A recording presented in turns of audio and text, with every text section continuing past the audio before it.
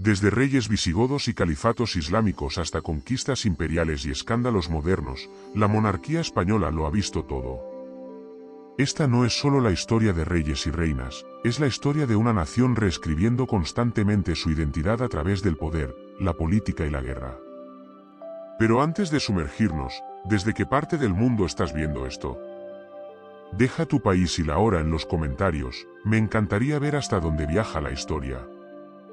Mucho antes de que España se convirtiera en un imperio global o incluso en un país unificado, era una tierra fragmentada, dividida entre el colapso del dominio romano y el ascenso de las tribus bárbaras. Y de ese caos, una tribu pondría los primeros cimientos reales de la monarquía española, los visigodos. Los visigodos no eran nativos de Iberia. Eran forasteros, guerreros germánicos que alguna vez habían saqueado la propia Roma. Pero tras siglos de vagar por Europa, se asentaron en lo que hoy llamamos el sur de Francia y el norte de España. Fue aquí, en el siglo V, donde comenzaron a forjar un reino propio. Cuando el Imperio Romano de Occidente finalmente se desmoronó alrededor del 476 después de Cristo, los visigodos vieron una oportunidad. Barrieron la península ibérica y tomaron el control lentamente, estableciendo Toledo como su capital. Lo que siguió fue el nacimiento de la primera verdadera monarquía centralizada en la región. Pero seamos claros, este no era un reino de cuento de hadas. Los primeros reyes visigodos gobernaban mediante el miedo, la guerra y una jerarquía estricta. El poder a menudo no pasaba por sucesión pacífica, sino a través del asesinato y la rebelión. Un rey, Leovigildo, incluso fue a la guerra contra su propio hijo, quien se había convertido al cristianismo en contra de los deseos de su padre. El conflicto religioso se convirtió en una característica definitoria de este reino. Mientras los visigodos seguían el cristianismo arriano, una secta considerada herética por la Iglesia romana, la población local seguía siendo católica romana. Esto creó una profunda tensión.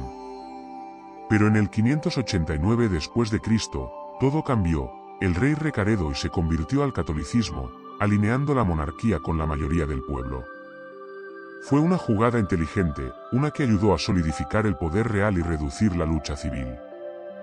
A pesar de esto, la unidad siempre fue frágil. El reino visigodo no tenía un sistema estable para elegir reyes. Los nobles a menudo manipulaban, reemplazaban o incluso asesinaban a los gobernantes. Aún así, la monarquía perduró durante más de 2 siglos hasta que ocurrió el desastre en el 711 después de Cristo. Ejércitos musulmanes del norte de África cruzaron hacia Iberia. Los visigodos estaban mal preparados. Su último rey, Don Rodrigo, murió en batalla. En pocos años, casi toda la península cayó bajo control islámico. Así, sin más, el reino visigodo colapsó. Pero su legado perduraría. Introdujo la idea misma de la realeza en Iberia, un legado que los futuros monarcas, cristianos y de otros tipos, reclamarían como propio. Este fue el primer capítulo en la saga real de España, y era solo el comienzo. La caída de los visigodos no marcó el fin del poder en Iberia, marcó el comienzo de algo completamente nuevo. En el 711 después de Cristo, un ejército de bereberes y árabes cruzó el estrecho de Gibraltar bajo el mando de un hombre llamado Terik Incillad. Lo que comenzó como una pequeña campaña se convirtió rápidamente en una conquista arrolladora. El reino visigodo ya se estaba desmoronando desde dentro, dividido por rivalidades nobiliarias, disturbios religiosos y debilidad política. Cuando las fuerzas de Terik se encontraron con el rey Rodrigo en la batalla de Guadalete, el resultado fue devastador. Rodrigo murió, y en solo unos años, casi toda la península ibérica había caído en manos musulmanas. Este nuevo territorio islámico fue llamado Al-Ándalus, y reformaría el futuro cultural, religioso y político de España. A diferencia de las brutales monarquías tribales anteriores, Al-Ándalus trajo consigo un gobierno más estructurado y cosmopolita. Ciudades como Córdoba, Sevilla y Granada se convirtieron en centros de arte, ciencia y filosofía. Los omeyas gobernantes no solo conquistaron la tierra, la cultivaron. Bajo Abderramán, un miembro superviviente de la dinastía omeya de Damasco, Al-Ándalus se convirtió en un emirato independiente. Escapó de una masacre en el este y huyó a Iberia, donde fundó lo que se convertiría en uno de los estados islámicos más sofisticados de Europa. Para el siglo X, su descendiente Abderramán III se declaró califa, convirtiendo a Córdoba en una de las ciudades más ricas y avanzadas del mundo. La tolerancia religiosa, al menos por un tiempo, era parte del trato. A judíos y cristianos, conocidos como dhimmi, se les permitía vivir bajo el dominio islámico, aunque con ciertos impuestos y restricciones. No era igualdad, pero era un marcado contraste con las purgas religiosas de los visigodos. Sin embargo, Al-Ándalus nunca fue totalmente estable. Las divisiones internas entre las élites árabes, los bereberes y los conversos locales llevaron a guerras civiles periódicas y reinos fragmentados, taifas. Aún así, la presencia islámica en España duró casi 800 años, un tramo notable que influiría en la arquitectura, la ciencia, el idioma e incluso la comida. Y, sin embargo, mientras el sur florecía bajo lunas crecientes y caligrafía, el norte contaba una historia diferente. Pequeños reinos cristianos, aferrados a las montañas, comenzaron a susurrar un sueño de reconquista. Al-Ándalus había ascendido, pero el escenario estaba listo para un choque de siglos que definiría el destino de España. Mientras Al-Ándalus florecía en el sur, el norte de Iberia contaba una historia muy diferente. Escarpadas, montañosas y menos accesibles, las regiones del norte se convirtieron en un refugio, un santuario para la resistencia cristiana. La conquista musulmana pudo haber sido rápida y devastadora, pero no fue total. A la sombra de Al-Ándalus, pequeños enclaves cristianos comenzaron a formarse en las tierras altas. Al principio, eran poco más que focos de desafío, pero con el tiempo, estas comunidades crecieron hasta convertirse en reinos con un objetivo en mente: supervivencia, y eventualmente, reconquista. La primera chispa se encendió en Asturias, donde un noble llamado Don Pelayo lideró una rebelión a principios del siglo VIII. Según la leyenda, derrotó a una fuerza musulmana mucho mayor en la batalla de Covadonga alrededor del 722 después de Cristo. Esa batalla fue pequeña en escala pero masiva en simbolismo. Para muchos, marcó el comienzo de la Reconquista, el esfuerzo cristiano de siglos para retomar Iberia. Desde Asturias, el mundo cristiano se expandió lentamente. Surgieron nuevos reinos: León, Navarra, Aragón y Castilla. A menudo estaban en desacuerdo entre sí, a veces incluso luchando entre ellos mismos, pero todos compartían un enemigo común en el sur musulmán. Cada reino tenía su propia cultura, idioma y desafíos. León heredó mucho de los viejos visigodos, afirmando ser el sucesor espiritual de esa monarquía perdida. Navarra prosperó en los Pirineos, mezclando tradiciones cristianas y vascas. Aragón, abrazando el Mediterráneo, se convirtió en una potencia militar. Y Castilla, una vez un condado fronterizo, eventualmente se alzaría para dominarlos a todos. Estos reinos cristianos no solo resistieron, se adaptaron. Tomaron prestada arquitectura, erudición e incluso técnicas agrícolas de sus vecinos musulmanes. No era inusual encontrar inscripciones árabes en palacios cristianos o científicos musulmanes asesorando cortes cristianas. Pero la resistencia no era puramente noble. Los reyes y caballeros cristianos a menudo asaltaban territorios musulmanes, tomando esclavos, apoderándose de tesoros y destruyendo ciudades. Era un juego de ajedrez brutal y sangriento, luchado palmo a palmo, año tras año. Aún así, con cada castillo ganado, cada pueblo reclamado, el sueño de una España cristiana unida se hacía más fuerte. Y, sin embargo, la unidad estaba todavía a siglos de distancia. Por ahora, el norte cristiano seguía profundamente fragmentado, un mosaico de coronas, cada una con sus propias ambiciones, alianzas y rivalidades. La Reconquista había comenzado, pero el camino hacia una sola monarquía española sería largo, complicado y lleno de traición. La palabra Reconquista resuena con el peso de casi 800 años de historia. No fue una sola guerra, ni fue liderada por un solo gobernante o reino. En cambio, fue un movimiento generacional de combustión lenta, partes iguales de fe, ambición y supervivencia. Y para el siglo IX, había comenzado en serio. A medida que los reinos cristianos en el norte ganaban fuerza, empujaban más al sur, probando las fronteras de Al-Ándalus. No fue una campaña continua, hubo largas pausas, treguas incómodas e incluso alianzas entre gobernantes cristianos y musulmanes.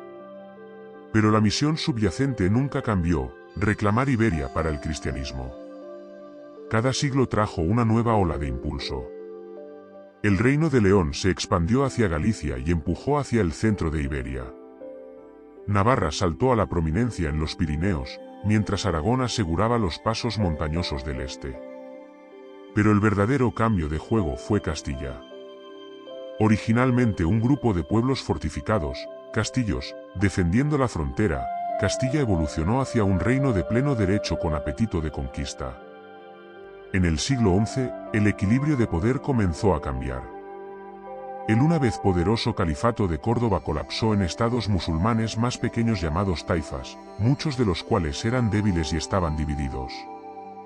Los reyes cristianos aprovecharon la situación, lanzando campañas militares y exigiendo tributo, parias, a sus vecinos musulmanes. El oro fluía hacia el norte, a veces como rescate, a veces como dinero de protección. Este periodo también vio el surgimiento de figuras legendarias, ninguna más famosa que el Cid, Rodrigo Díaz de Vivar. Un caballero complejo y controvertido, luchó tanto para gobernantes cristianos como musulmanes, impulsado más por la lealtad y la supervivencia que por la ideología. Su nombre quedó inmortalizado en el folclore español como el guerrero cristiano definitivo, aunque la verdad era mucho más matizada. A finales de los siglos XI y XII, el espíritu de las cruzadas había llegado desde Europa. Caballeros cristianos de Francia y más allá llegaron a Iberia, alentados por papas que declararon la Reconquista una guerra santa. La línea entre la fe y la política se desdibujó aún más.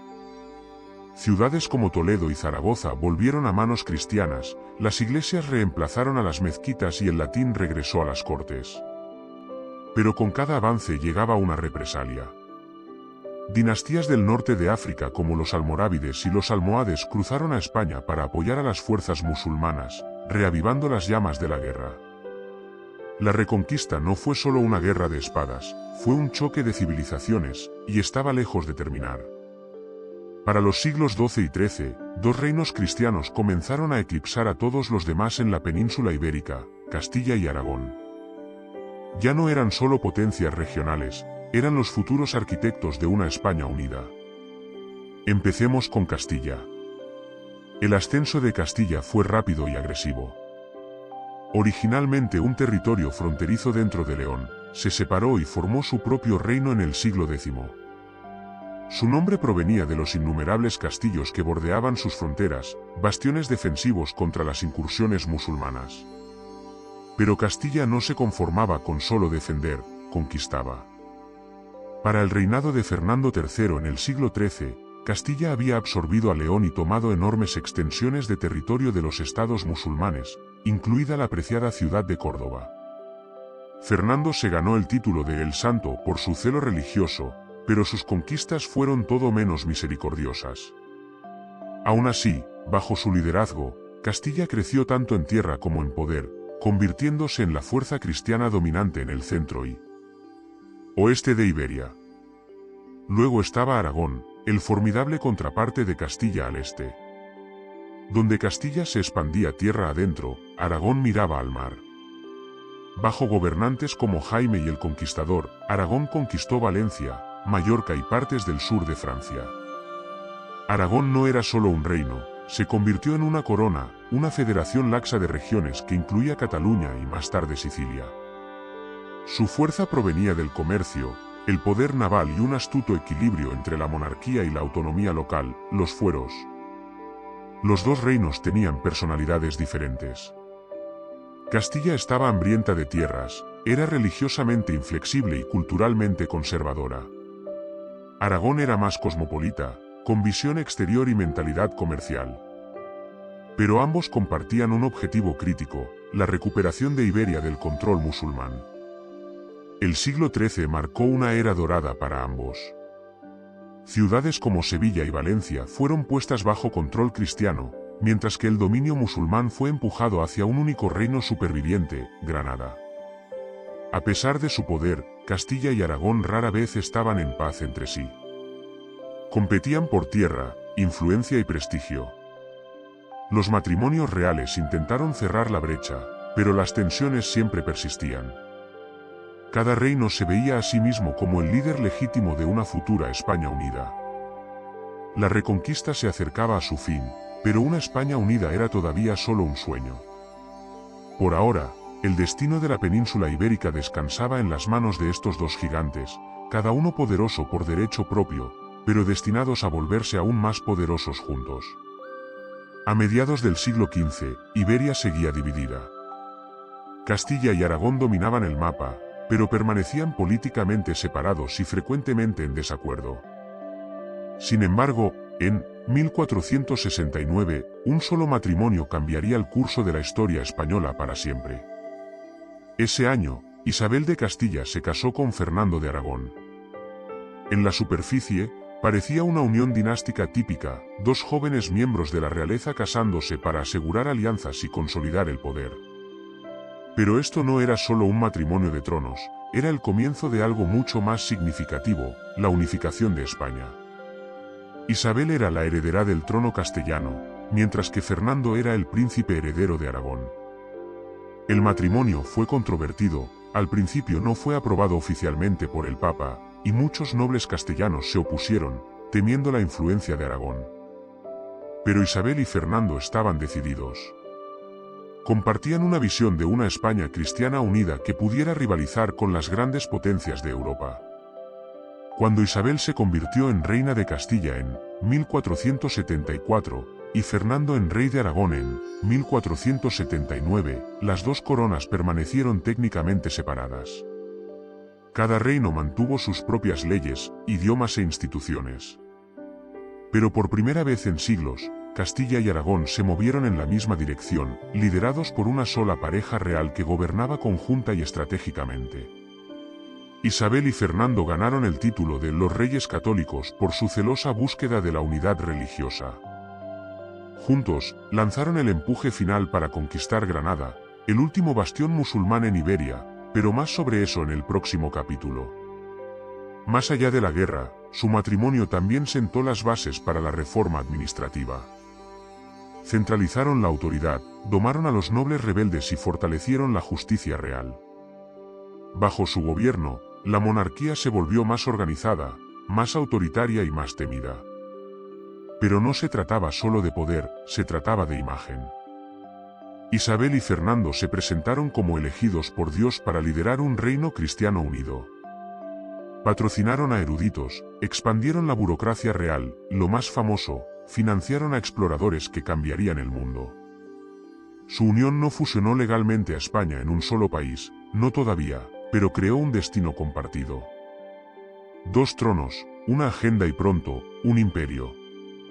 Al casarse, Isabel y Fernando no solo cambiaron el equilibrio de poder en Iberia, encendieron la mecha que explotaría en una de las monarquías más poderosas de la historia humana.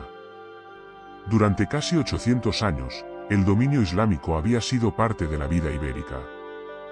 Desde el ascenso de Al-Ándalus hasta las resplandecientes cortes de Córdoba y Granada, la cultura musulmana había moldeado la arquitectura, la ciencia, el comercio e incluso el idioma.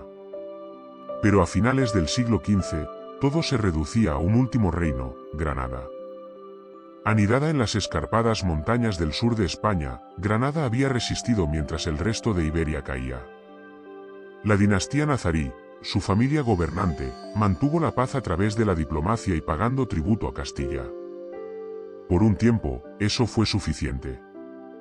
Pero una vez que Isabel y Fernando estuvieron unidos, ese arreglo ya no los satisfacía. Su objetivo era claro, control cristiano completo sobre la península. En 1482, los reyes católicos lanzaron una campaña a gran escala contra Granada. A diferencia de las escaramuzas anteriores, este fue un empuje organizado e implacable. Duraría 10 largos años. La guerra no se luchó solo con espadas, se luchó con estrategia. Fernando negoció cuidadosamente con facciones rivales dentro de Granada, agitando el malestar civil para debilitar al régimen nazarí. Mientras tanto, Isabel aseguró que la guerra se enmarcara como una misión sagrada, una cruzada bendecida por el Papa y apoyada por nobles y líderes eclesiásticos por igual. Dentro de Granada, la situación se volvió desesperada. Las luchas internas paralizaron el liderazgo. El último gobernante nazarí, Boabdil, enfrentó la traición de su propia familia y la presión de su propio pueblo. Aún así, Granada resistió. Su icónico Palacio de la Alhambra, con su intrincado arte islámico y sus impresionantes patios, se mantuvo desafiante. Pero para el 2 de enero de 1492, llegó el final. Rodeado, superado en número y agotado, Boabdil rindió la ciudad a Fernando e Isabel. Según la leyenda, cuando Boabdil abandonaba la ciudad, se volvió y lloró. Su madre, observando a su lado, dijo amargamente: «No llores como mujer lo que no supiste defender como hombre». Con eso, el dominio musulmán en España llegó a su fin. La reconquista estaba completa. La caída de Granada fue más que una victoria militar, fue simbólica. Marcó el fin de una era y el nacimiento de algo nuevo, una España cristiana unida, poderosa, ambiciosa y ansiosa por dar forma al mundo. Pero la paz no siguió, lo que vino después fue control, expulsión y una nueva visión de identidad nacional, una que pronto tomaría un giro más oscuro. Con la caída de Granada en 1492, Fernando e Isabel habían logrado su objetivo final, una España cristiana unida. Pero la unidad, a sus ojos, no se trataba solo de tierra, se trataba de creencias. Y en ese mismo año crucial, lanzaron uno de los capítulos más oscuros de la historia real de España, la Inquisición española. La uniformidad religiosa no era nueva en Europa, pero los reyes católicos la llevaron a un nuevo nivel. Creían que para construir un reino verdaderamente fuerte, necesitaban una fe, una corona y una identidad. La diversidad no se veía como riqueza, sino como una amenaza. Los objetivos principales, los conversos, judíos que se habían convertido al cristianismo, muchos bajo presión. Aunque abrazaban externamente la fe católica, algunos eran sospechosos de practicar secretamente el judaísmo.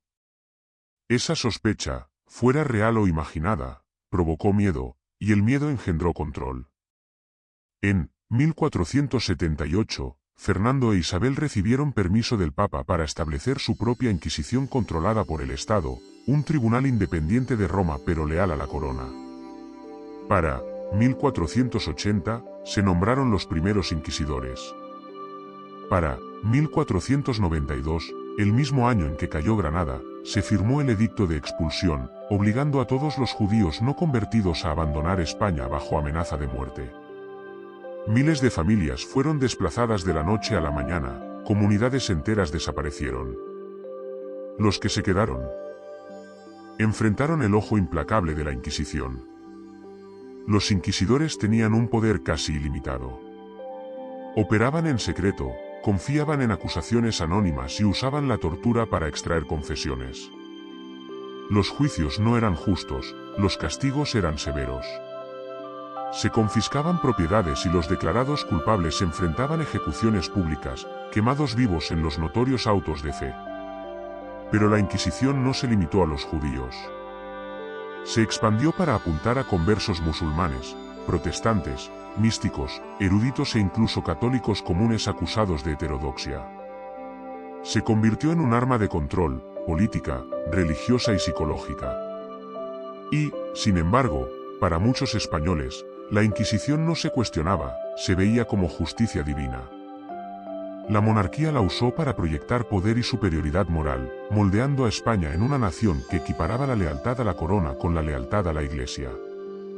Detrás de la grandeza del gobierno de Isabel y Fernando, las conquistas, la diplomacia, la exploración, yacía esta sombra, un sistema construido sobre la sospecha, el miedo y la conformidad forzada. La Inquisición duraría más de 3 siglos, convirtiéndose en una de las instituciones más infames de la historia europea. Y aún así, incluso mientras España se limpiaba por dentro, volvía sus ojos hacia afuera, hacia lo desconocido, hacia el oeste y hacia un nuevo mundo.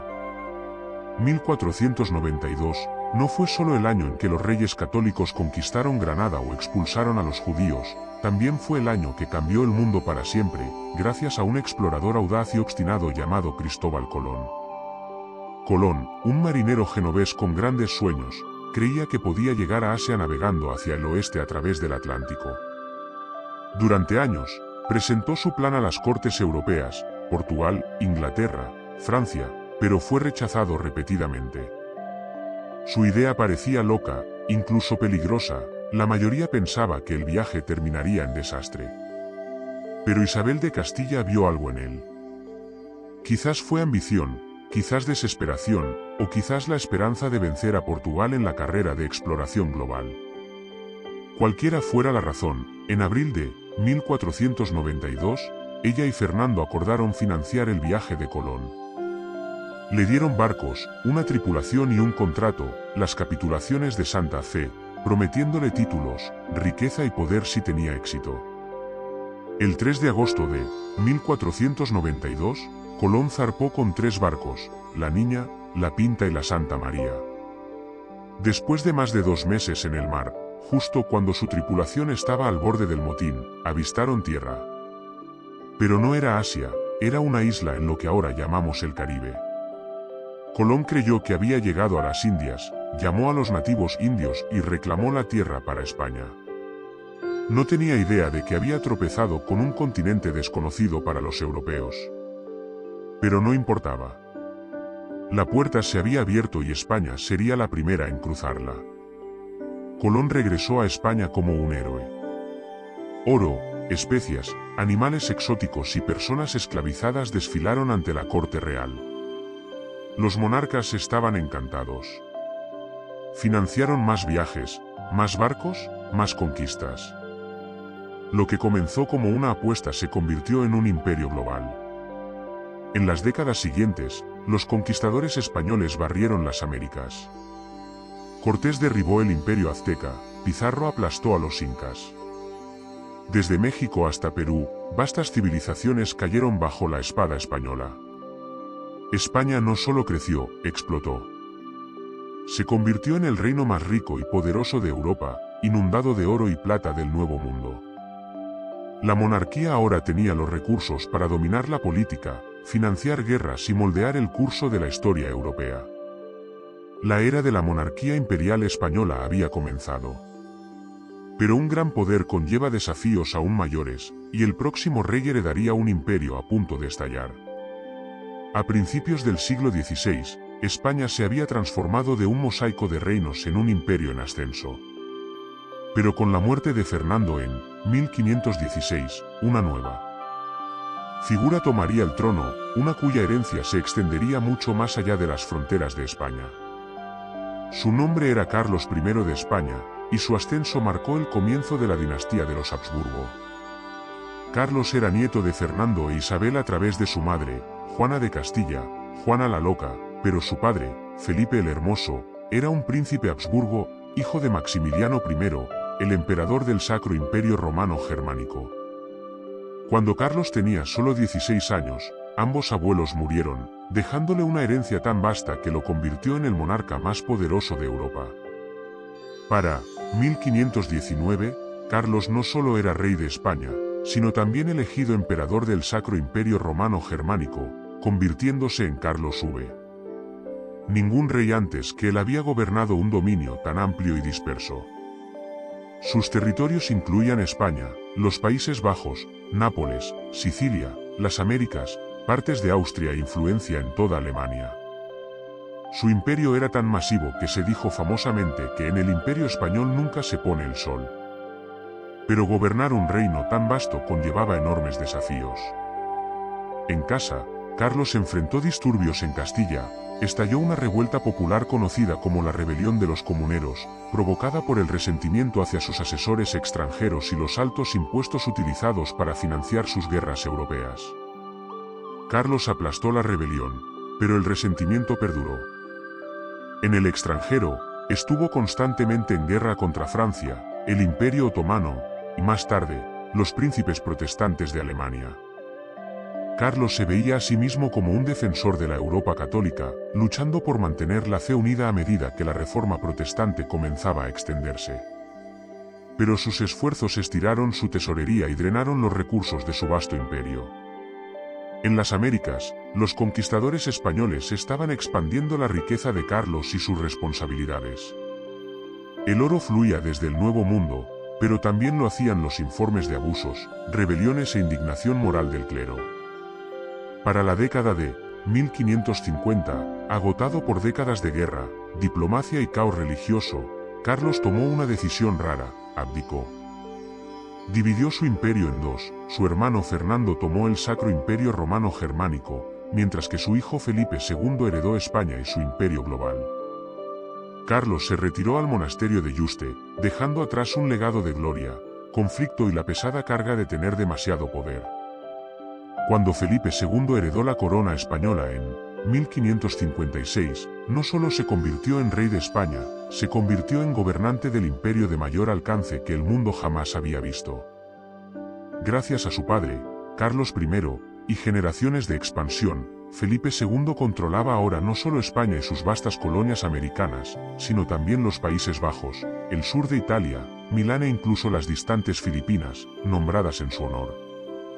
Su armada patrullaba el Atlántico, el Mediterráneo y el Pacífico. El oro y la plata de las Américas fluían hacia España como ríos. No era solo territorio, era riqueza, religión y poder a una escala que hizo de España la superpotencia del siglo XVI. Pero Felipe no se contentaba con simplemente administrar su herencia. Creía profundamente en su misión divina de defender el catolicismo en todo el mundo.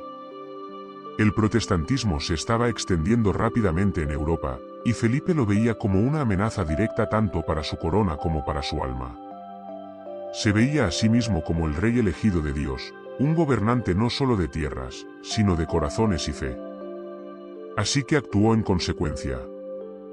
Lanzó campañas brutales contra los protestantes en los Países Bajos, lo que llevó a una revuelta abierta y décadas de guerra. Sus fuerzas lucharon en Francia, en Italia y a través de alta mar.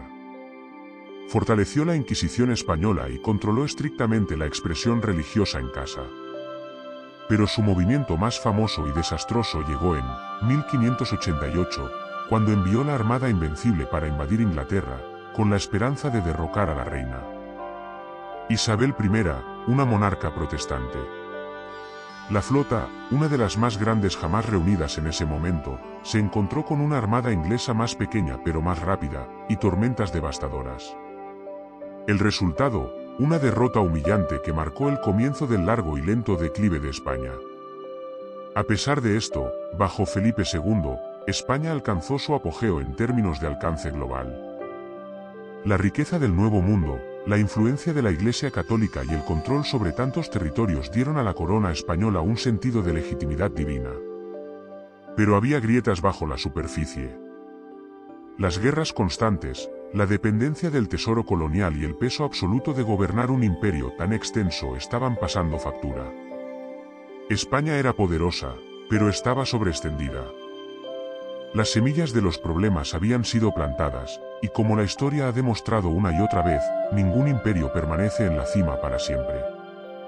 A finales del siglo XVI, España parecía invencible en la superficie. Su imperio se extendía a través de continentes, su rey Felipe II poseía más territorio que cualquier otro monarca en Europa, y sus flotas navegaban por todos los océanos conocidos. Pero bajo la fachada chapada en oro, el imperio mostraba signos de estrés. Y en 1588, un evento desastroso hizo que esas grietas fueran imposibles de ignorar: la derrota de la Armada Invencible. La raíz del conflicto residía en la religión y la rivalidad. Inglaterra, bajo la reina Isabel I, se había convertido en un bastión protestante y una espina en el costado de Felipe.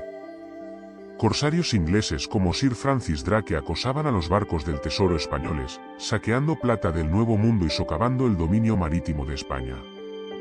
Peor aún, Isabel había apoyado la rebelión protestante en los Países Bajos, que gobernaba Felipe. Para Felipe, esto no era solo política, era un insulto religioso.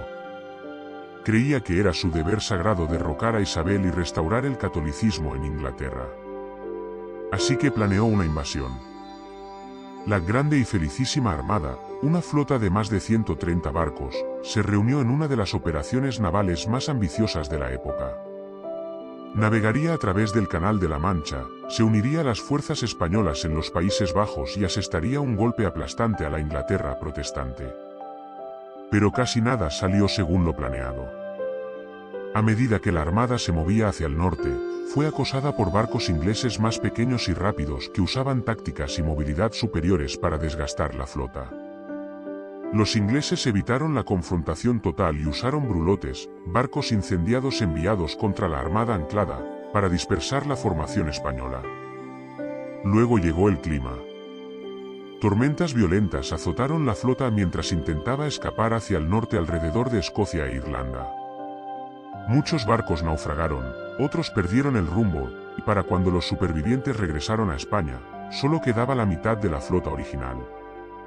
Fue más que una pérdida militar, fue un golpe psicológico. El mito de la invencibilidad española se había hecho añicos. La derrota expuso las debilidades logísticas del imperio sobreextendido de España. También envalentonó a los enemigos de España, especialmente a Inglaterra y la República Holandesa, ambos de los cuales se fortalecerían en las próximas décadas. Para Felipe II, el fracaso de la Armada marcó el comienzo del fin. España seguiría siendo poderosa, sí, pero nunca volvería a dominar Europa como lo había hecho antes. La derrota de la Armada Invencible fue un punto de inflexión, pero el deslizamiento hacia abajo de España no fue impulsado solo por batallas. Gran parte de su declive a largo plazo provino de adentro, de políticas que asfixiaron la diversidad, drenaron el talento y ataron a la monarquía demasiado fuerte al dogma religioso. A lo largo de finales del siglo XVI y el siglo XVII, España fue consumida por una obsesión con la pureza religiosa. La Inquisición española, creada originalmente para vigilar a los conversos judíos y musulmanes, amplió su alcance. Apuntó a cualquiera que se desviara de la estricta ortodoxia católica, protestantes, místicos, incluso científicos e intelectuales. La monarquía, especialmente bajo Felipe II y sus sucesores, creía que la unidad religiosa era esencial para la fuerza nacional. Pero al perseguir esa visión, paralizaron uno de los mayores activos de España, su gente. En 1609, bajo Felipe III, España dio un paso drástico. La corona ordenó la expulsión de los moriscos, musulmanes que se habían convertido al cristianismo generaciones antes, pero que aún eran vistos con sospecha. Más de 300.000 personas fueron obligadas a irse. Muchos eran artesanos calificados, agricultores y comerciantes. Su partida dejó vastas regiones despobladas y económicamente estancadas. Los campos quedaron desatendidos, las ciudades declinaron y las economías locales que alguna vez prosperaron bajo la diversidad cultural comenzaron a marchitarse. Mientras tanto, la Inquisición continuó censurando ideas, libros y la libertad académica. Las universidades se quedaron atrás de las de Francia, Inglaterra y los Países Bajos. España, una vez hogar del gran intercambio intelectual de Al-Ándalus, se volvió intelectualmente aislada. Al mismo tiempo, la monarquía dependía en gran medida del tesoro de las Américas. El oro y la plata de Perú y México inundaron la tesorería real, pero crearon una falsa sensación de riqueza. En lugar de invertir en industrias locales, España importaba bienes del extranjero, atrofiando su propio crecimiento económico. Agregue a esto la guerra constante, especialmente la larga y sangrienta lucha en los Países Bajos, y la tesorería estaba constantemente al borde del colapso. La inflación se disparó, la pobreza se extendió y la una vez gloriosa corte española se vio abrumada por la deuda. La intolerancia religiosa no unificó a España, la debilitó. Al excluir y perseguir a los que eran diferentes, la monarquía redujo su base de apoyo y encogió su reserva de talento. Convirtió un imperio multicultural que alguna vez prosperó en una máquina frágil y dogmática. España seguía siendo vasta, seguía siendo rica, seguía siendo temida, pero se estaba vaciando lentamente. Y con cada reinado que pasaba, el trono se debilitaba un poco más. Para el siglo XVII, la monarquía española se estaba desmoronando desde dentro, y en el centro de su declive estaba la una vez poderosa dinastía de los Habsburgo. Los Habsburgo habían gobernado España desde Carlos I, trayendo inmenso poder y prestigio. Pero generaciones de matrimonios cuidadosamente arreglados entre primos reales, tíos y sobrinas habían creado un problema grave, la endogamia.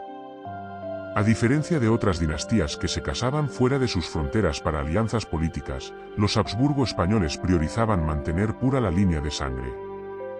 Con el tiempo, esto tuvo consecuencias biológicas devastadoras. La mortalidad infantil era alta, las deformidades físicas y mentales aumentaron, y cada generación parecía más débil que la anterior.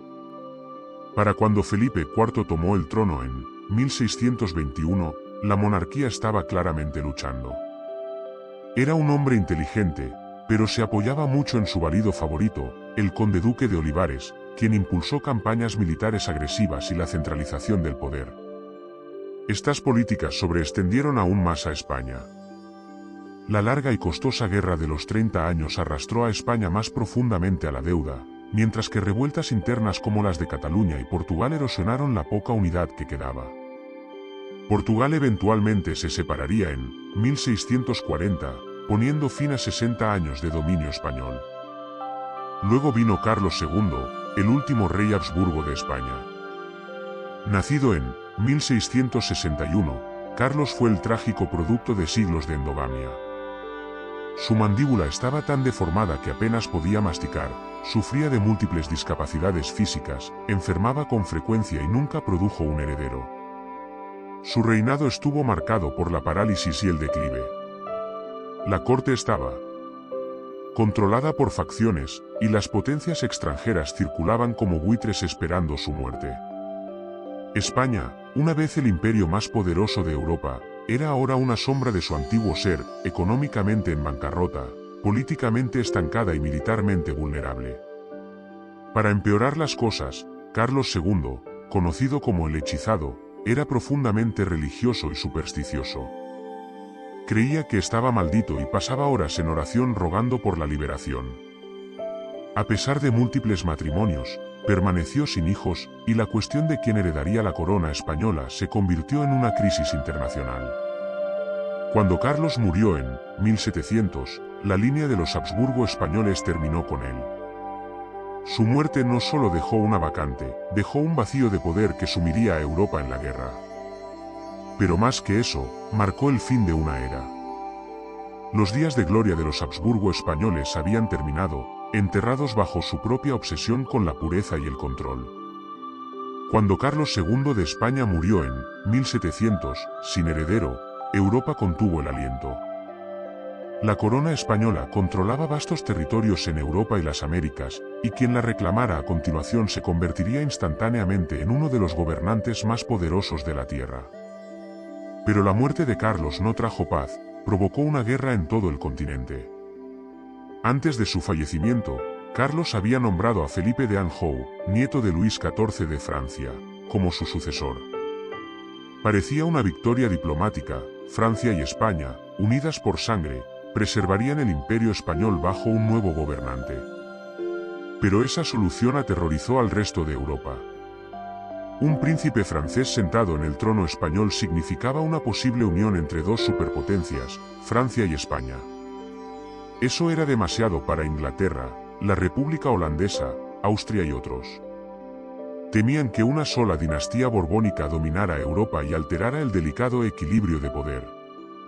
En 1701, estalló la guerra, conocida como la Guerra de Sucesión Española. No fue solo una disputa dinástica, fue una lucha por el control de Europa. Las batallas se libraron en todo el continente, desde los Países Bajos e Italia hasta la propia España. Los ejércitos lucharon durante más de una década, las ciudades fueron arrasadas, las economías se tensaron y decenas de miles murieron. Dentro de España, el conflicto se convirtió también en una guerra civil. Algunas regiones, como Cataluña y Valencia, apoyaron a un pretendiente rival austriaco, el archiduque Carlos, esperando una mayor autonomía si ganaba. Pero el resto de España, especialmente Castilla, se unió detrás de Felipe. La guerra se prolongó hasta 1714, terminando finalmente con el Tratado de Utrecht. El resultado. A Felipe se le permitió seguir siendo rey de España como Felipe V, pero solo con la condición de que España y Francia nunca se unieran bajo una sola corona. Para restaurar el equilibrio, España tuvo que ceder varios territorios europeos, los Países Bajos españoles, Nápoles, Milán y Cerdeña, la mayoría de los cuales fueron a Austria, y Gibraltar y Menorca a Gran Bretaña. Fue una victoria comprometida. Felipe mantuvo la corona española y la dinastía Borbón comenzó su largo gobierno sobre España, pero la guerra tuvo un costo duradero. España perdió su control sobre los asuntos europeos. Siguió siendo una potencia colonial, pero su influencia en el continente se redujo enormemente. Más importante aún, la guerra puso fin a la era de los Habsburgo y marcó el ascenso de una nueva casa real, una que reformaría a España desde adentro hacia afuera. Con el Tratado de Utrecht firmado y la Guerra de Sucesión Española finalmente terminada, una nueva casa real tomó las riendas de España, los Borbones. Y aunque su reclamo había sido disputado a través del derramamiento de sangre, no había vuelta atrás. Los Habsburgo españoles se habían ido, y Felipe V, nieto de Luis XIV de Francia, ahora llevaba la corona española. Pero no solo trajo un nuevo nombre al trono, trajo una visión completamente nueva de la monarquía. Felipe V fue el primer rey verdaderamente modernizador que España había visto en décadas. Profundamente influenciado por el absolutismo francés, buscó centralizar el poder, agilizar la gobernanza y eliminar la desordenada autonomía regional que durante mucho tiempo había fracturado al país. En muchos sentidos, quería convertir a España en un reflejo del poderoso Estado centralizado que su abuelo había construido en Francia. Su movimiento más transformador llegó con los decretos de nueva planta. Estas leyes, aprobadas entre 1707 y 1716, abolieron efectivamente los derechos y privilegios tradicionales, fueros, de regiones como Cataluña, Valencia y Aragón, áreas que habían apoyado al pretendiente austríaco rival durante la guerra. Sus antiguas leyes, idiomas y estructuras políticas fueron reemplazados por normas castellanas. El poder fue atraído hacia el interior, hacia Madrid. Para algunos, parecía progreso, para otros, se sentía como venganza. Felipe también invirtió en reformar el ejército, reorganizar la administración colonial y fortalecer la economía, aunque sus resultados fueron mixtos. España todavía luchaba por décadas de guerra, muerte y declive. La pérdida de territorios europeos hirió el orgullo nacional, pero Felipe eligió centrarse en lo que quedaba, el vasto imperio de España en las Américas y su creciente influencia en el comercio global. Aún así, Felipe fue un gobernante con problemas. Sufría de profunda depresión, paranoia y episodios de inestabilidad. En un momento, en 1724, abdicó el trono a favor de su hijo Luis I. Pero cuando Luis murió de viruela solo unos meses después, Felipe regresó al poder, gobernando hasta su propia muerte en 1746. La dinastía Borbón, sin embargo, estaba aquí para quedarse, y bajo los sucesores de Felipe, la energía reformista continuaría. España no era el imperio que había sido una vez, pero tampoco estaba acabada. Los Borbones habían heredado un reino roto, ahora era el momento de reconstruirlo. A medida que avanzaba el siglo XVIII, los monarcas borbónicos de España, comenzando con Fernando VI y continuando con Carlos III, buscaron modernizar su reino en línea con los ideales que barrían Europa: razón, eficiencia y autoridad centralizada. Esta era la era de la Ilustración, y España, vista durante mucho tiempo como atrasada y excesivamente rígida, finalmente estaba empezando a ponerse al día. Carlos III, que reinó de 1759 a 1788, es a menudo considerado el déspota ilustrado de España. Admiraba el pensamiento racional y el gobierno progresista, no porque fuera un liberal, sino porque creía que la reforma podía fortalecer la monarquía. Bajo su liderazgo, España introdujo reformas radicales. El ejército y la marina fueron reconstruidos, carreteras y puertos modernizados, se recaudaron nuevos impuestos de manera más justa, se expandió la educación. Ciudades como Madrid vieron mejoras urbanas masivas, ganándose Carlos el apodo de el mejor alcalde de Madrid. También frenó el poder de la Iglesia Católica, expulsando a los jesuitas en 1767 y limitando la influencia de las órdenes religiosas en la política. Durante siglos, la corona española se había apoyado en la Iglesia para su legitimidad, pero ahora la monarquía se afirmaba como suprema. Estas reformas, a menudo llamadas las reformas borbónicas, se extendieron también a las colonias de España. Los funcionarios coloniales fueron reemplazados por burócratas leales de España, se liberalizó el comercio, se aumentaron los impuestos y las élites criollas locales, aquellos de ascendencia española nacidos en las Américas, fueron cada vez más marginadas. Pero no todos dieron la bienvenida a los cambios. Muchos tradicionalistas en España se opusieron a los ideales de la Ilustración, que veían como extranjeros y antirreligiosos. Los nobles resentían la pérdida de viejos privilegios. Los líderes de la Iglesia se erizaron ante su autoridad menguante.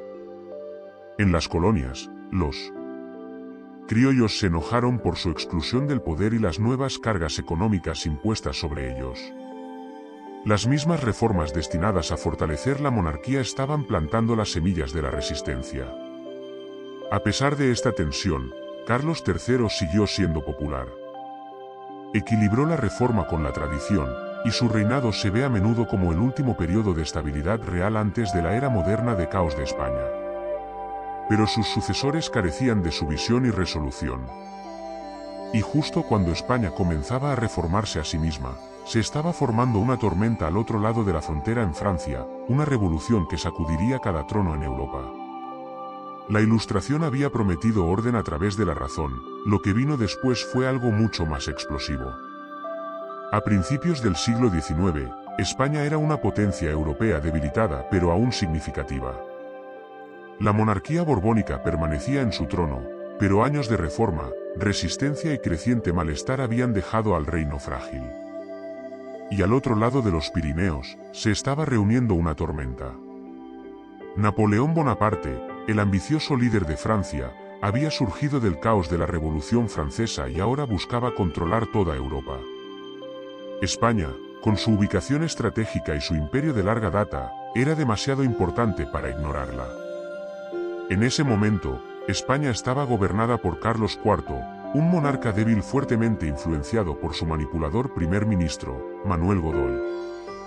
Las políticas de Godoy eran impopulares, y su decisión de aliarse con Francia ya había arrastrado a España a guerras desastrosas contra Gran Bretaña. La armada había sido destrozada en la batalla de Trafalgar en 1805. El prestigio de España se estaba desmoronando. Sintiendo la oportunidad, Napoleón propuso una invasión conjunta de Portugal, aliado de Gran Bretaña.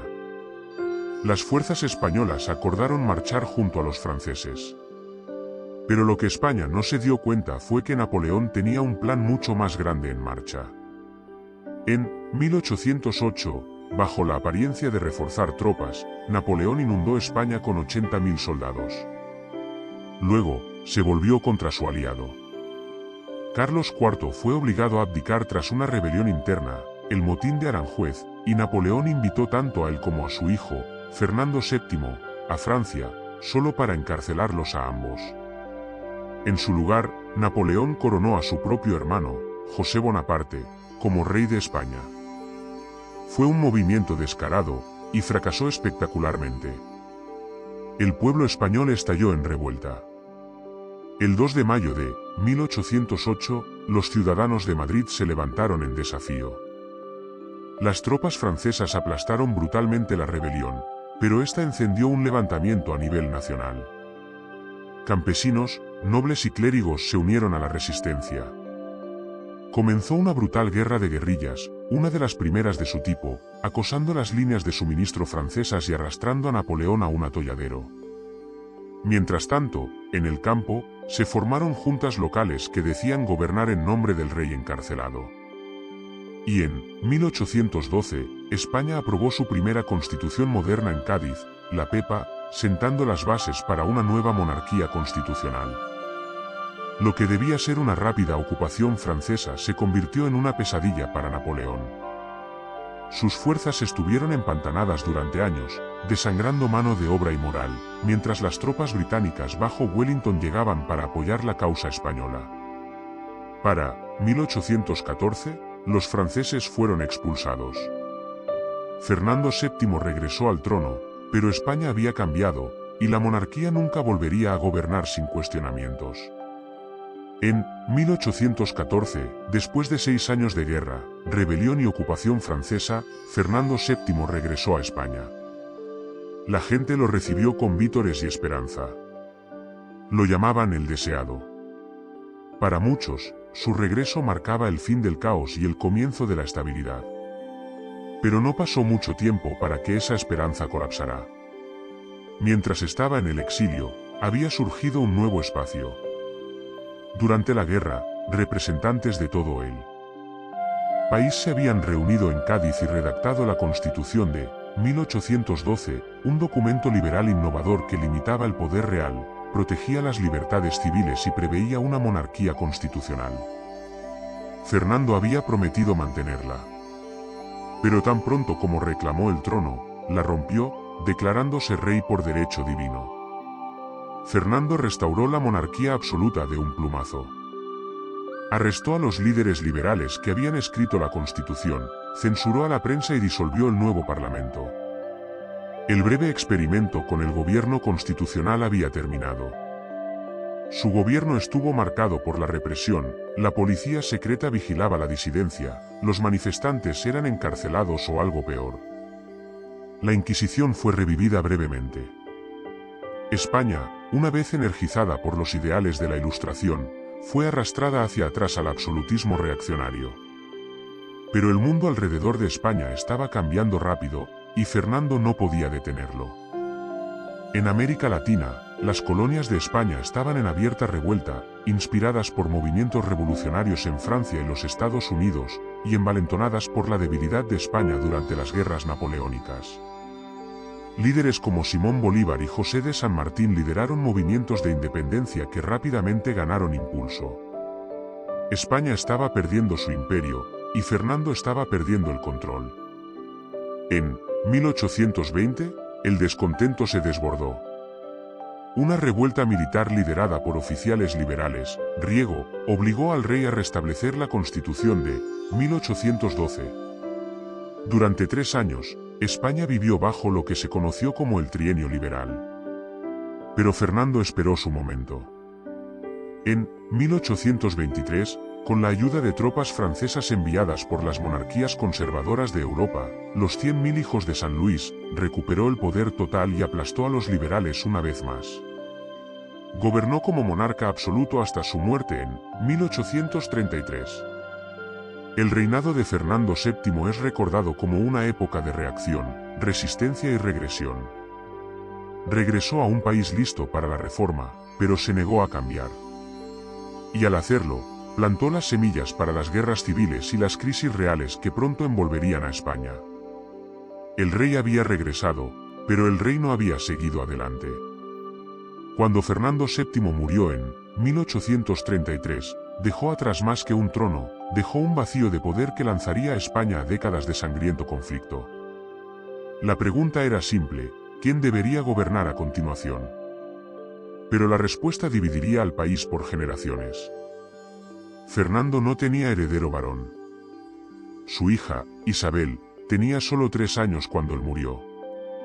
Pero según las leyes de sucesión tradicionales conocidas como la Ley Sálica, heredada de los Borbones, las mujeres no podían heredar el trono. Años antes, sin embargo, Fernando había emitido la pragmática sanción, que anulaba esa regla y permitía a su hija convertirse en reina. Los liberales apoyaron este cambio, viendo a Isabel como un símbolo de modernización y monarquía constitucional. Pero no todos estaban de acuerdo. El hermano de Fernando, Carlos María Isidro, rechazó el reclamo de Isabel. Se veía a sí mismo como el rey legítimo y reunió a conservadores, tradicionalistas y católicos devotos a su causa.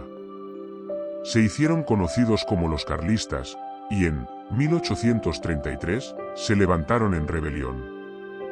Así comenzó la Primera Guerra Carlista, un brutal conflicto civil luchado entre isabelinos, que apoyaban a la reina Isabel II y las reformas liberales, y carlistas, que buscaban restaurar el absolutismo, proteger el poder de la Iglesia y mantener el orden social tradicional de España.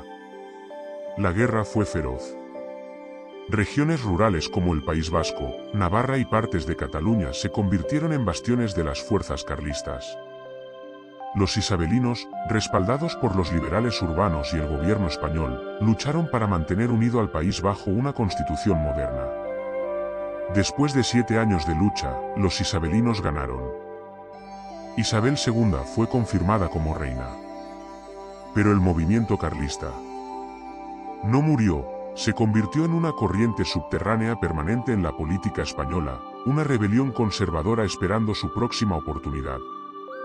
Esa oportunidad llegó de nuevo en 1846 y más tarde en 1872, con 2 guerras carlistas más, cada una reflejando la lucha más profunda de España entre lo viejo y lo nuevo, la fe y el progreso, la monarquía y la democracia.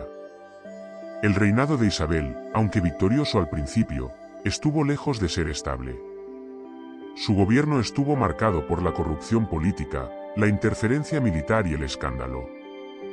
Finalmente, fue depuesta en 1868, la gloriosa y obligada al exilio. La cuestión carlista persiguió a España hasta bien entrado el siglo XX. Más que una pelea por una corona, representaba a un país dividido en dos, entre las tradiciones del pasado y las demandas del futuro. España había elegido a Isabel, pero aún no había encontrado la paz. En 1886, Alfonso XIII nació en un país que todavía se tambaleaba por las divisiones internas, la inestabilidad política y las pérdidas coloniales. Se convirtió en rey en el momento en que nació, literalmente, su padre, Alfonso XII, había muerto meses antes, y España depositó sus esperanzas en el monarca infantil para restaurar la dignidad y el orden a la atribulada dinastía Borbón. Pero las décadas venideras demostrarían ser cualquier cosa menos estables. A medida que Alfonso XIII crecía en su papel, abrazó la idea de ser un monarca activo. No simplemente reinaba, interfería. Se reunía con generales, se entrometía en asuntos gubernamentales y tenía favoritos. Mientras algunos admiraban su confianza, muchos otros lo veían como impulsivo y políticamente sordo. A principios del siglo XX, España ya no era un gran imperio.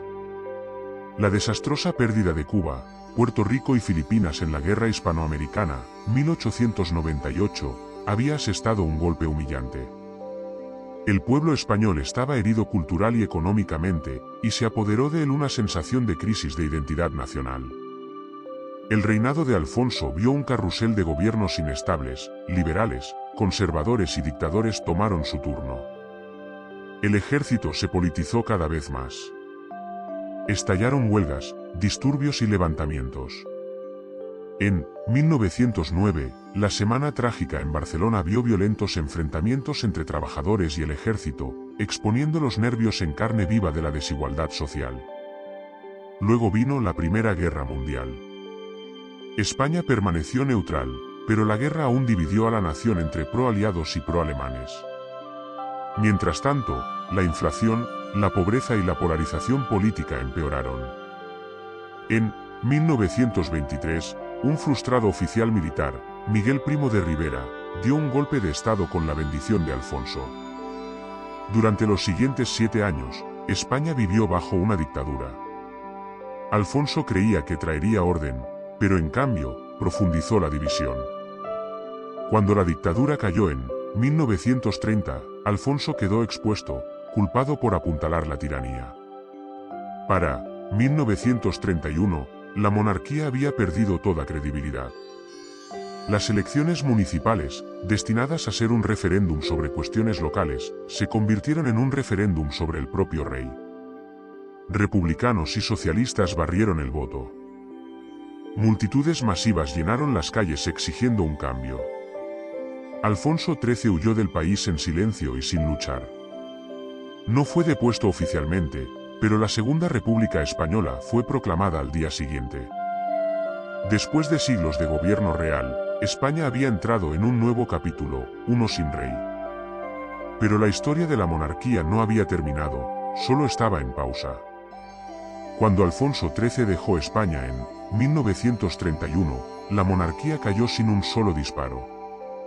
Por primera vez en la historia moderna, España era una república, liderada no por reyes, sino por funcionarios elegidos. La esperanza estaba en el aire. Trabajadores, intelectuales, mujeres y minorías creían que había comenzado una nueva era de democracia, progreso e igualdad. Pero la Segunda República Española pronto demostraría ser tan inestable como la monarquía que reemplazó. Desde el principio, España estaba profundamente dividida. Liberales, socialistas y republicanos querían reformas radicales, redistribución de tierras, educación laica, sufragio femenino y el debilitamiento del poder de la Iglesia Católica. En el otro lado estaban los conservadores, monárquicos, nacionalistas y poderosos terratenientes que veían estos cambios como peligrosos y antiespañoles. Las tensiones explotaron rápidamente. Se quemaron iglesias, se tomaron tierras de cultivo, las protestas se volvieron violentas. Los gobiernos subían y bajaban a una velocidad vertiginosa. Para 1936, España estaba políticamente fracturada y preparándose para la guerra civil. Ese mismo año, una elección polarizante llevó al poder a una coalición de izquierda, el Frente Popular. Alarmados por esto, las facciones conservadoras en el ejército comenzaron a conspirar. Liderando la conspiración estaba un general poco conocido de las Islas Canarias, Francisco Franco. En julio de 1936, Franco y otros generales lanzaron un golpe militar contra la República. Se suponía que sería rápido. En cambio, provocó la Guerra Civil Española, un baño de sangre de 3 años que marcaría al país por generaciones. La guerra fue brutal, ideológica y profundamente personal. No era solo soldado contra soldado, era hermano contra hermano, vecino contra vecino. Los republicanos, apoyados por comunistas, anarquistas y voluntarios internacionales, lucharon por la democracia y la reforma. Los nacionales, bajo Franco, lucharon por la tradición, el catolicismo y el control autoritario. Para 1939, los nacionales habían ganado. Franco marchó a Madrid como dictador de España. La República colapsó, sus líderes fueron encarcelados, ejecutados o huyeron al exilio. La victoria de Franco marcó el comienzo de una dictadura militar que duraría casi 4 décadas. La monarquía se había ido, la democracia estaba muerta y España se había convertido en uno de los últimos estados fascistas de Europa. Pero detrás de escena, Franco ya estaba pensando en el futuro. No solo el suyo, sino el de la corona. Porque incluso mientras aplastaba la República, se estaba preparando silenciosamente para un regreso real, bajo sus propios términos. Cuando Francisco Franco tomó el poder en 1939, España se convirtió en una nación congelada en el tiempo. Mientras gran parte de Europa avanzaba hacia la democracia después de la Segunda Guerra Mundial, España se sumergió más profundamente en el gobierno autoritario. Franco, llamándose a sí mismo el caudillo, gobernó con poder absoluto. Su régimen se construyó sobre el control militar, la censura estricta, el conservadurismo católico y la supresión de cualquier oposición. Los partidos políticos fueron prohibidos, los sindicatos ilegalizados. Miles de republicanos, izquierdistas, intelectuales y disidentes fueron ejecutados o encarcelados en los años posteriores a la guerra. Familias enteras vivían bajo vigilancia. España quedó aislada, rechazada por gran parte de la comunidad internacional después de ponerse del lado de las potencias del eje, en espíritu, si no directamente, en la Segunda Guerra Mundial. Pero Franco sobrevivió. A medida que la Guerra Fría se profundizaba, las potencias occidentales como los Estados Unidos comenzaron a ver a Franco como un aliado anticomunista útil. Para la década de 1950, España estaba recibiendo apoyo militar y económico de Estados Unidos. Mientras tanto, Franco pensaba a largo plazo. Aunque había abolido la República, Franco nunca se declaró rey. En cambio, en un movimiento que sorprendió a muchos, declaró que España eventualmente regresaría a la monarquía, pero solo cuando él decidiera que era el momento adecuado. Y en 1969 hizo su elección. Franco pasó por alto al heredero exiliado de Alfonso XIII, don Juan de Borbón, y eligió a Juan Carlos, el nieto del ex-rey, para ser su sucesor oficial. El joven príncipe había sido criado y educado bajo la guía de Franco, entrenado para continuar el legado del régimen. Muchos creían que Juan Carlos sería simplemente un títere, un rey simbólico que continuaría la visión autoritaria de Franco después de la muerte del dictador. Franco ciertamente creía eso. Pero la historia le demostraría que estaba equivocado. A lo largo de la década de 1970, a medida que la salud de Franco declinaba, el país comenzó a cambiar. Las generaciones más jóvenes estaban inquietas. La economía, que una vez creció, comenzó a estancarse. Los llamados a la reforma se hicieron más fuertes. Sin embargo, Franco resistió. Gobernó hasta el final, reacio a aflojar su agarre. El 20 de noviembre de 1975, Francisco Franco murió. Y solo unos días después, Juan Carlos fue coronado rey de España. Franco creía que había asegurado su legado instalando un rey que mantendría la dictadura. Pero Juan Carlos tenía otros planes. Lo que siguió a continuación fue una de las transformaciones políticas más dramáticas en la historia de España. Cuando Juan Carlos I subió al trono en 1975, la mayor parte del mundo asumió que sería poco más que un mascarón de proa para el legado de Franco, un monarca elegido por un dictador, leal al antiguo régimen. Después de todo, debía su posición enteramente al favor de Franco. Pero en cuestión de meses, Juan Carlos comenzó a desafiar las expectativas. Silenciosa, luego audazmente, se distanció del franquismo. Entendió algo crucial: España estaba lista para cambiar. La gente, especialmente los jóvenes, estaba harta de la censura, el miedo y el gobierno autoritario. Querían libertad, y Juan Carlos estaba a punto de dársela. Trabajó con aliados reformistas, incluido Adolfo Suárez, para desmantelar el Estado franquista desde adentro. Juntos, legalizaron los partidos políticos, convocaron elecciones libres y reescribieron las leyes que habían mantenido a España congelada durante décadas.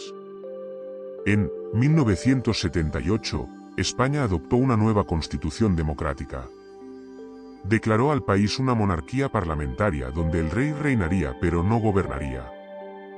Reconoció la autonomía regional, protegió los derechos civiles y, lo más importante, puso el poder en manos del pueblo.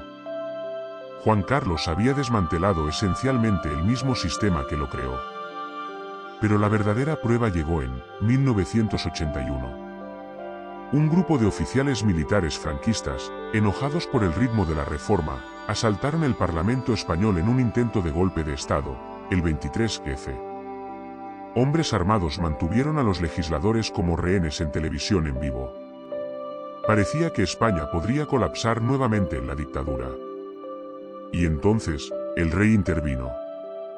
Vistiendo su uniforme militar, Juan Carlos apareció en la televisión nacional y denunció el golpe, ordenando al ejército permanecer leal a la Constitución. Su discurso fue claro, contundente y poderoso.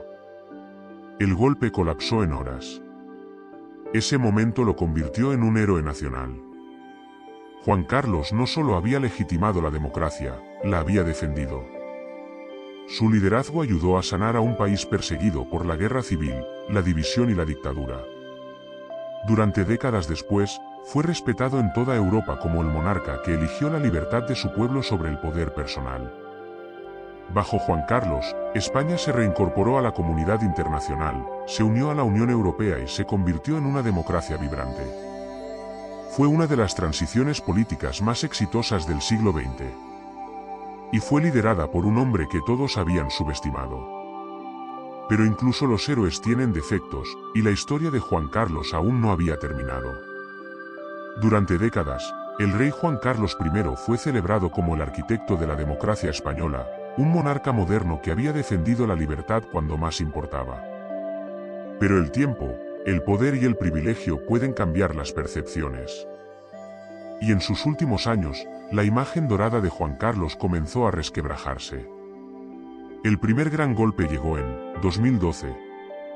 Mientras España enfrentaba una brutal crisis económica, desempleo disparado, familias perdiendo hogares, medidas de austeridad pasando factura, el público descubrió que el rey había volado silenciosamente a Botsuana en un lujoso viaje de caza de elefantes. Había ido con un rico empresario y estaba acompañado por una mujer que no era su esposa. Y la única razón por la que ese viaje se hizo público, Juan Carlos se había caído y roto la cadera, requiriendo cirugía de emergencia y dejando un rastro de papel.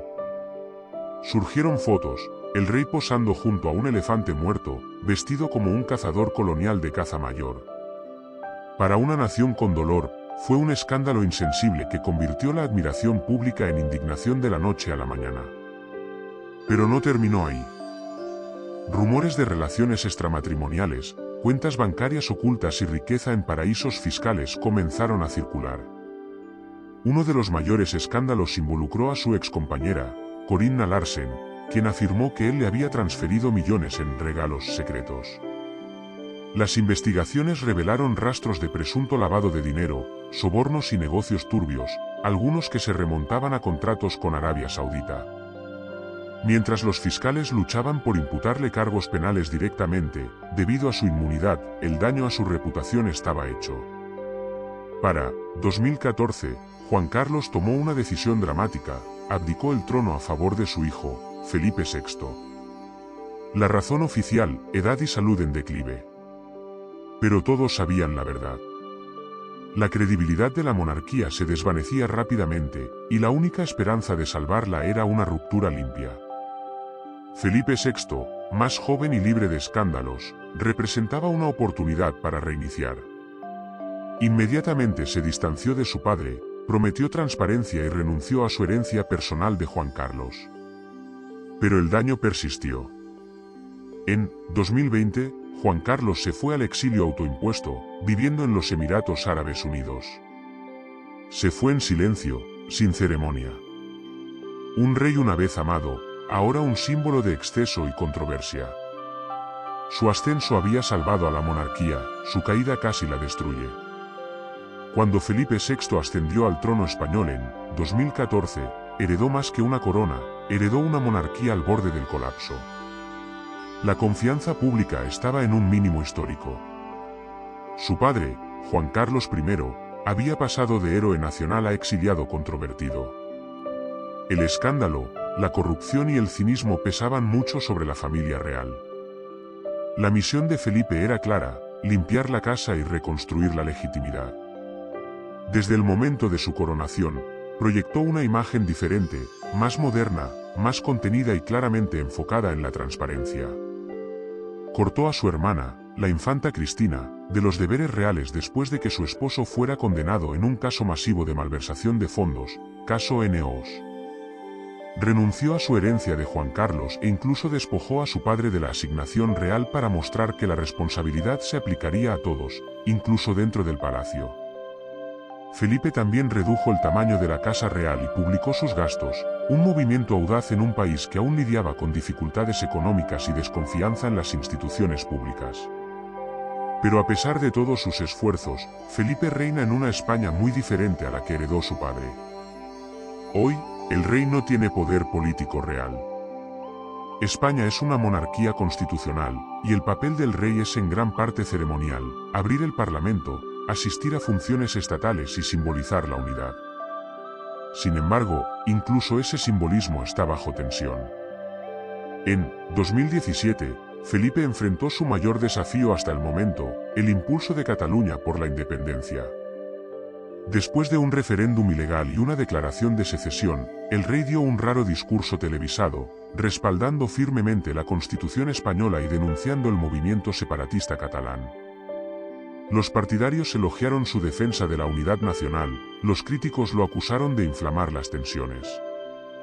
De cualquier manera, el episodio demostró cuán frágil se había vuelto el papel de la monarquía. Las generaciones más jóvenes en España son cada vez más escépticas sobre la monarquía en general. Las encuestas muestran un creciente apoyo a una república, especialmente entre los jóvenes. La corona, una vez una fuerza unificadora, ahora enfrenta profundas divisiones generacionales y regionales. Felipe VI ha hecho lo que ha podido. Es diligente, libre de escándalos y profesional. Pero en muchos sentidos, es un rey atrapado entre eras.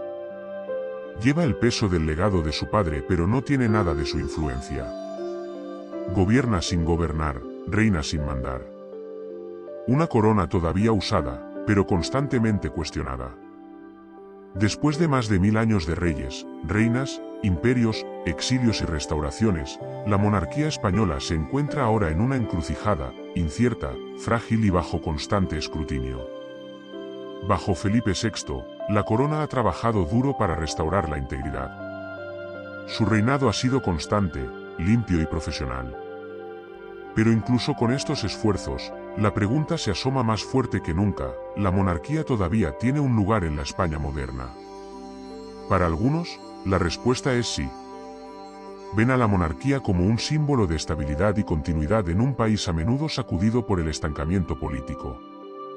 España ha enfrentado múltiples elecciones nacionales en solo unos pocos años, y el rey, aunque neutral, ha desempeñado un papel crítico en facilitar la formación de gobierno durante tiempos de bloqueo. Los partidarios argumentan que abolir la monarquía solo crearía más división en una nación que ya lucha por mantenerse unificada. Pero para otros, la respuesta es un firme no. El sentimiento republicano, especialmente entre las generaciones más jóvenes y en regiones como Cataluña y el País Vasco, continúa aumentando. La monarquía es vista por muchos como elitista, obsoleta e inherentemente antidemocrática. Los críticos argumentan que los cargos públicos deben ganarse, no heredarse, y que la España moderna ya no necesita una corona para definir su identidad. Agregue a eso la sombra persistente de Juan Carlos, su exilio, las investigaciones en curso y las controversias no resueltas continúan empañando la institución que una vez salvó. Incluso con la imagen limpia de Felipe, la monarquía aún carga con el peso de los pecados pasados. Y luego está la cuestión de la princesa Leonor, hija y heredera de Felipe. Ella representa el futuro de la monarquía. Joven, educada y serena, recientemente ha entrado en el centro de atención, jurando lealtad a la Constitución en su 18º cumpleaños. Pero, ¿querrá España todavía una reina para cuando ella esté lista para reinar? Eso sigue siendo la gran incógnita.